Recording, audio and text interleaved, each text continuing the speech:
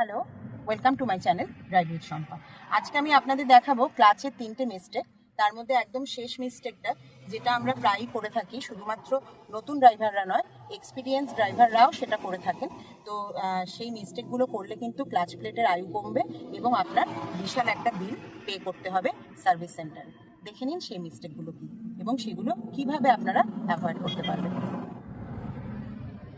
আচ্ছা দেখুন, প্রথম যে মিস্টেকটা সেটা হচ্ছে ক্লাচ চেপে গাড়ি চালানো। মানে ক্লাচ চেপেও নয়, হ্যাঁ, ক্লাচটার ওপরে পাটাকে এরকম ভাবে রেখে দেওয়া। হ্যাঁ, এক্সকিউজটা কি না, আমি তো ক্লাচ চেপে চালাচ্ছি না, আমি জাস্ট পাটাকে ক্লাচের ওপরে রেখে দিয়েছি, আমার প্রয়োজন হলে প্রেস করব। একদমই সেটা করবেন না। এই যে সামান্য প্রেশারটা আপনার ক্লাচ পায়েরটা যেটা ক্লাচের ওপর পড়ছে, এটাই কিন্তু ক্লাচ প্লেটকে ড্যামেজ করার পক্ষে যথেষ্ট। ঠিক আছে, ক্লাচ চেপে একদমই গাড়ি চালাবার দরকার নেই। দেখুন, ক্লাচকে চাপতে হয় একমাত্র দুটো জায়গায়, সেটা হচ্ছে এই যে আমি এখন গিয়ার শিফট করছি, গিয়ার শিফট করে আমি ক্লাচ ছেড়ে দিলাম। ঠিক আছে, পা পুরো একদম নামিয়ে নিলাম গাড়ির ফ্লোরে। ক্লাচকে চাপতে হয় দুটো জায়গায়, সেটা হচ্ছে গিয়ার শিফট করার সময় ফুল ক্লাচ প্রেস করতে হয়, আর কোথাও এই যেমন ধরুন আমি এখানে ফুল স্টপ করবো গাড়ি, এই যে ফুল ক্লাচ আমি প্রেস করলাম, গাড়িকে স্টপ করে দিলাম, নিউট্রাল করলাম, ক্লাচ ছেড়ে দিলাম। ঠিক আছে, এইভাবে হচ্ছে ফুল ক্লাচ প্রেস করতে হয় একমাত্র দুটো পজিশনে, সেটা হচ্ছে গাড়ির গিয়ারটা শিফট করার সময় আর যখন গাড়ি ফুল স্টপ হবে। এছাড়া কিন্তু মানে ক্লাচের ওপরে পা রেখে গাড়ি চালাবেন না, একে ক্লাচ রাইডিং বলে। ক্লাচের ওপরে পা রেখে গাড়ি চালানো,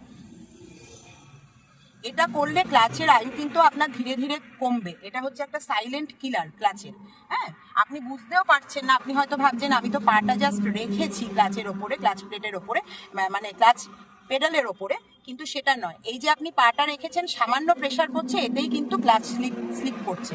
হ্যাঁ, তো তার ফলে আপনার ক্লাচের আয়ু কমছে। এছাড়া ইঞ্জিনের ফ্লাই হুইলেরও ক্ষতি হচ্ছে ঘষা লেগে গেলে। এটা গেল প্রথম মিস্টেক। এবার আমি দেখাচ্ছি সেকেন্ড মিস্টেকটা, সঙ্গে থাকুন। সেকেন্ড মিস্টেকটা হলো, আমি দেখাচ্ছি, ধরুন আমি যাচ্ছি রাস্তা দিয়ে,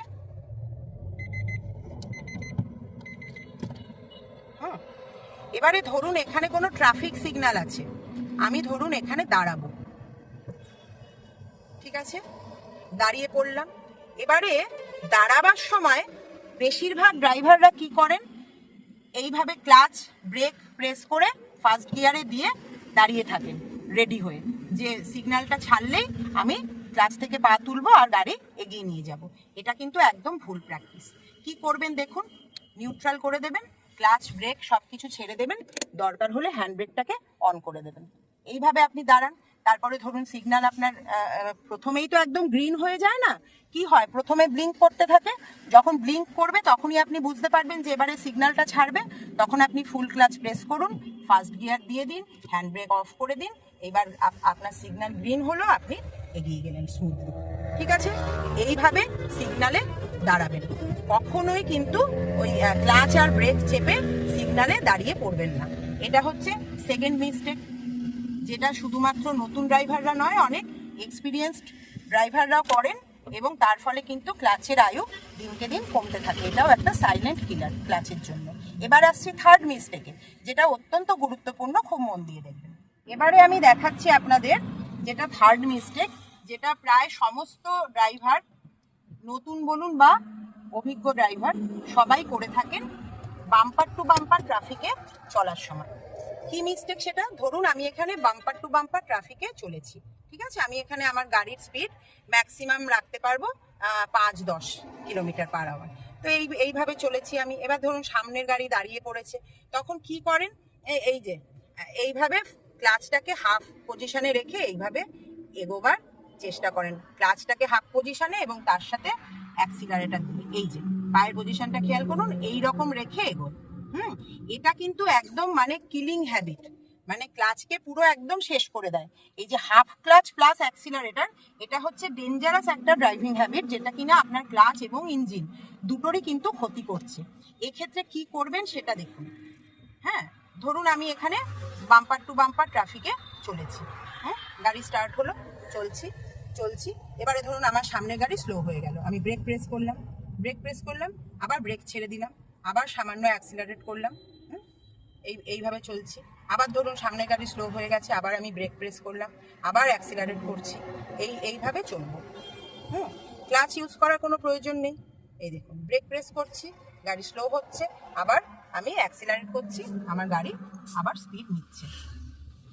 ঠিক আছে, এবারে ধরুন দাঁড়িয়ে পড়লো, সামনের গাড়ি পুরো দাঁড়িয়ে পড়েছে, এই যে দাঁড়িয়ে পড়লাম,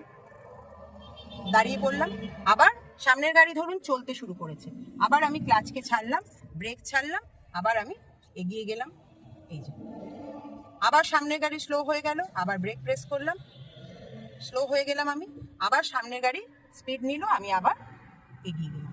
এইরকম ভাবে আমরা বাম্পার টু বাম্পার ট্রাফিকে চলবো।